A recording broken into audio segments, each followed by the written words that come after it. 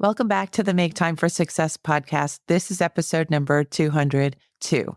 If you've ever said to yourself, there must be an easier way, I think this episode is going to be right up your alley because in this episode, I run through and I run down 5 common mistakes that people make when it comes to trying to be productive that actually drives into a path of procrastination. My whole goal of being online and hosting this podcast is to rescue people from having to waste their time, overwork, and be unhappy when it comes to productivity. And I think you're going to enjoy learning about these mistakes so that you can avoid them in the future. And in the process, reclaim your productivity and your happiness. Let's go listen to these 5 mistakes and how to escape them together now.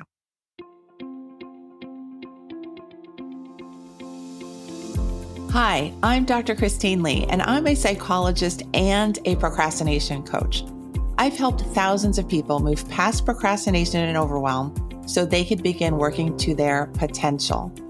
In this podcast, you're going to learn powerful strategies for getting your mind, body, and energy to work together so that you can focus on what's really important and accomplish the goals you want to achieve. When you start living within your full power, you're going to see how being productive can be easy and how you can create success on demand. Welcome to the Make Time for Success podcast.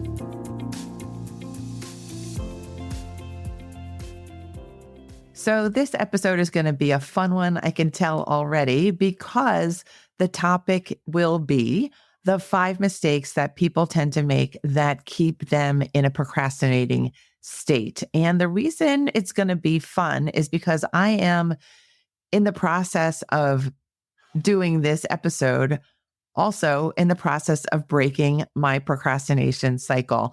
I have a funny habit of when I decide I'm going to talk or teach or lecture on the topic of procrastination, I find myself dropping into an intense bout of procrastination. And so I'm very happy to be showing up, finally breaking this delay that I've had with this particular episode. And I'm also assuming that this episode is going to be fun for you as well, because you're going to learn the mistakes that you might be making that you can now eliminate from your repertoire so that you stand a much better chance of being productive and happy and free. So let's get going. The first mistake that people tend to make that keeps them in procrastination is they allow their fear to dictate the scenario that they're in. I will explain. I liken it to always having your life running like some sort of horror movie. When you have a horror movie, you're always waiting for the scary thing to pop out and to terrorize you, or you're waiting in suspense for the evil person to come onto the scene. I'm not a big fan of horror movies, but I have been, as many of you know, a longtime sufferer of chronic procrastination back in the day. And I do have to share with you that the experience of procrastinating all the time is the experience of waiting for the fear to become realized. And I think that's a huge mistake. We do not want to set up our lives to run like your typical B level, B grade horror movie or C grade horror movie. You want your life to be one smooth sail after another. And that may sound like a big reach for you, especially if you're currently in a deep state of procrastination. But I want to let you know that there are other options for how to set up your system of working. You can set it up more like a romantic comedy where there's some mistakes that you make, there's some mishaps, there's some things that happen that you didn't mean, but in the end, it all works out. You know that the 2 people are going to get together who are meant to get together. You know that there's going to be some fun learning that happens along the way. You learn that all the stress that you thought was going to lead to despair ends up really leading to a brighter tomorrow. That is how you can set up your productivity. And that is how you can keep ward away. I think that's a phrase. You can keep procrastination far away from you. You can decide that when you feel fear, it's not a trigger or a cue for you to set up your next horror movie script or scene. Instead, you get to think to yourself, oh, that is just my internal system alerting me to the fact that I care about something, that something is of importance to me, that something needs to be done by a deadline. It doesn't mean that your entire being needs to be put in a fright or in a panic. You really don't have to run from your own work anymore. You can just decide, oh, that was a fleeting feeling of fear, and I'm going to treat it as such. It's going to be fleeting. It's not the whole show. It's not the whole script, and it's not the whole scenario. I'm going to decide that my life is going to be run more lightly, more with flow, more with productivity. And I'm going to keep things coming into my life, and then I'm going to keep things moving out of my life because I don't want to create any horror shows. All right. So that's the first tip. Remember, fear does not get to run your show, and you are always in that amount of control of your life and how things run. You get to run it the way you decide you're going to run it. So run it well, run it lightly. All right. The second mistake that people tend to make that keeps them in a procrastination state is they think that pressure is going to be helpful to their productivity. I have certainly made this mistake many years, I would say, of my life, where I just kept myself steeped in a feeling of stress, anxiety, and pressure, thinking that, well, this is the way that people get ahead. This is the way that people make something of themselves. This is how people learn and progress in their lives. But really, when it comes down to it, you don't have to wait till the last minute to gather up all this pressure and then decide to work. You can actually decide, I'm going to try working on this project that I've been a little bit afraid of. I'm going to try working on it a little bit ahead of time, even though that behavior in itself is unfamiliar, because I'm going to decide to pair productivity with calm now. I'm going to separate from my belief that pressure is what I need to get my brain working, that pressure is what I need to have a creative thought, that pressure and the last minute stress of the deadline is the thing that gets me into action.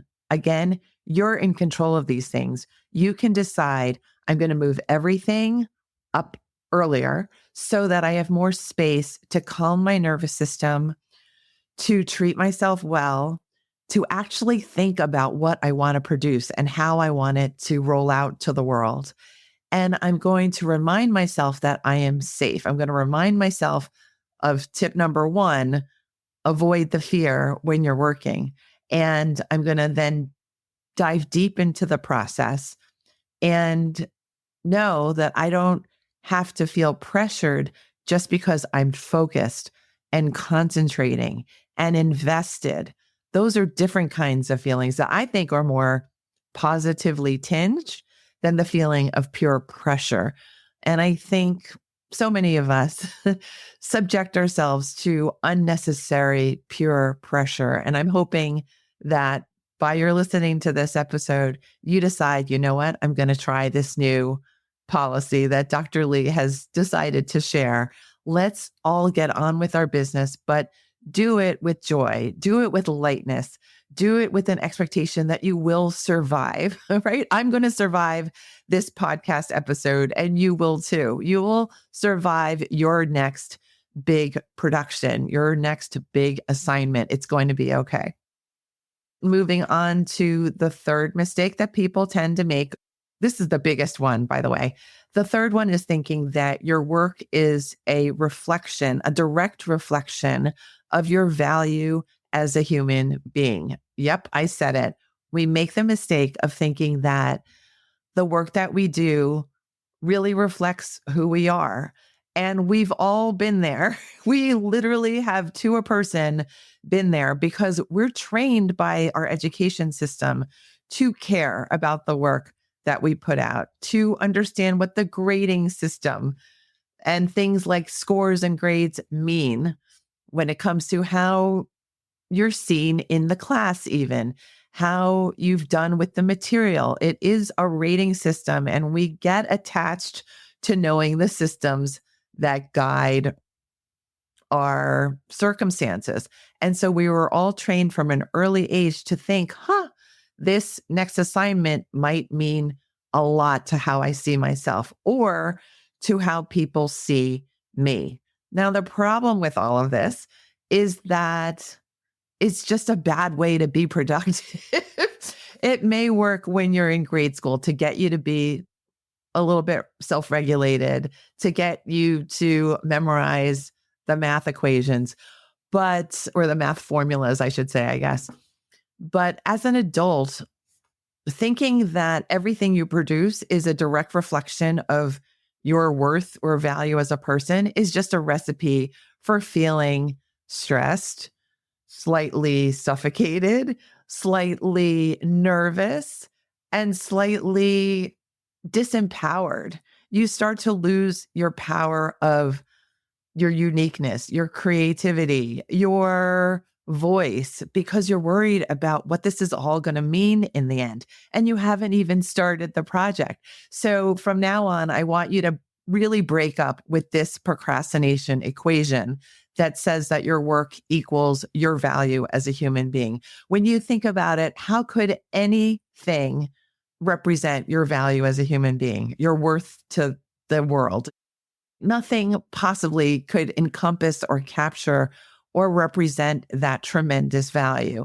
And that, by the way, was a not so well hidden way for me to express that you are of enormous value and you should work and live and enjoy your life representing that value without fear that someone's going to judge you on that value. Just live fully, live out your uniqueness, and don't worry so much about your work.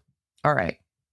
Now we'll go on to tip number 4, which is really mistake number 4, right? Because we're dealing with all the mistakes today.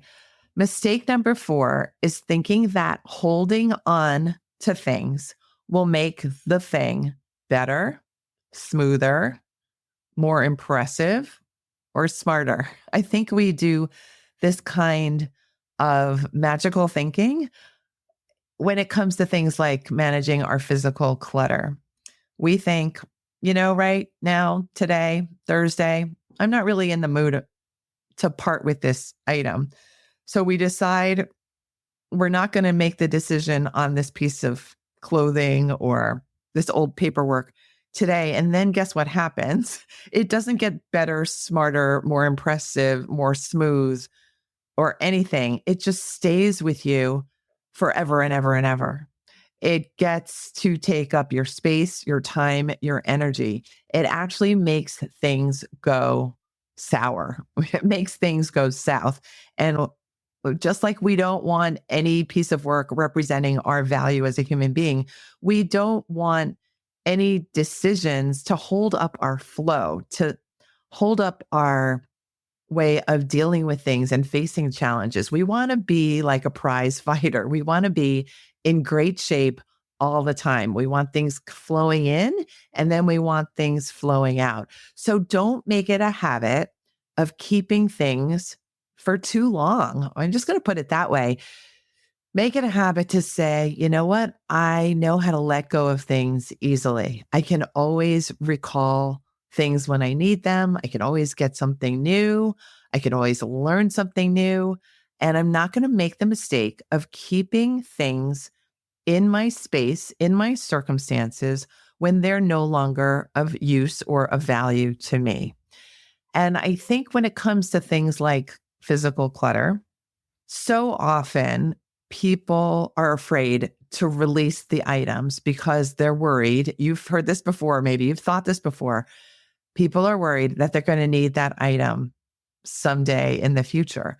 But what they are not calculating at the same time that they're making the decision is the value of being free of that item, right? What if you don't need it in the future? And what would it be like to never have to think about that item again? Perhaps there's some real true value in letting go and having less things to think about. So you have more space to actually think. So remember, let things go, let them go quickly. You will survive. All right. The last mistake that I have to share with you is a quickie, but a goodie. It is that we tend to make the mistake of thinking that everything is so darn important. This is a rule or a theory that I came up with a long time ago. And I think it came into existence because I'm a psychologist and I have a multiple decades long history of working with clients one-on-one. And really, when you listen to people in therapy day after day, you realize that not everything is important. A lot of things are, but most things really are not. Most things are things that are going to come into your life and then they're going to leave your life. You're going to get nervous and stressed, but again, you're going to make it through and you're going to let things go. And I just came up with this theory, if you can call it that nothing is that important. Nothing is so important that you should sacrifice or jeopardize your nervous system, your sense of yourself, or your well-being. And I would add to that your time usage as well. You should not waste your time. That's the short of it. You should not jeopardize your nervous system and put yourself on the brink of a panic attack when you might be able to do things with a much more relaxed attitude instead of thinking every little thing is so important, right? Not everything is that important. Really, most things are not. And I think probably after listening to this episode, it's going to hit you. You're going to be walking to your neighborhood store and you're going to think, oh yeah, I need to get tomatoes, but it's not critical. Nothing's that critical. And when you see that you can open up your emotional space because you've relieved your space from procrastination, from fear, from pressure, from overvaluing productivity, from keeping things for too long, you're going to be amazed at how you feel and how empowered you're going to be because you won't be making these little mistakes that cause big consequences when it comes to productivity and procrastination. So take the time to maybe even replay this episode so that you really understand the messages that I'm sending you. They're collected over many years of obsessing about this material and lovingly shared with you. I have created a free download so that you can have this on a sheet of paper if you really want, or somewhere in an archive on your desktop. You can keep it there as well. All you need to do to get a review of these 5 mistakes and some ideas for how to avoid making these mistakes by going to maketimeforsuccesspodcast.com/mistakes with an S. Again, it's maketimeforsuccesspodcast.com/mistakes. I'll see you next week when the next episode drops. Thanks for being here. Bye. Thank you for listening to this episode of the Make Time for Success podcast. If you enjoyed what you've heard, you can subscribe to make sure you get notified of upcoming episodes. You can also visit our website, maketimeforsuccesspodcast.com, for past episodes, show notes, and all the resources we mention on the show. Feel free to connect with me over on Instagram too. You can find me there under the name Procrastination Coach. Send me a DM and let me know what your thoughts are about the episodes you've been listening to. And let me know any topics that you might like me to talk about on the show. I'd love to hear all about how you're making time for success. Talk to you soon.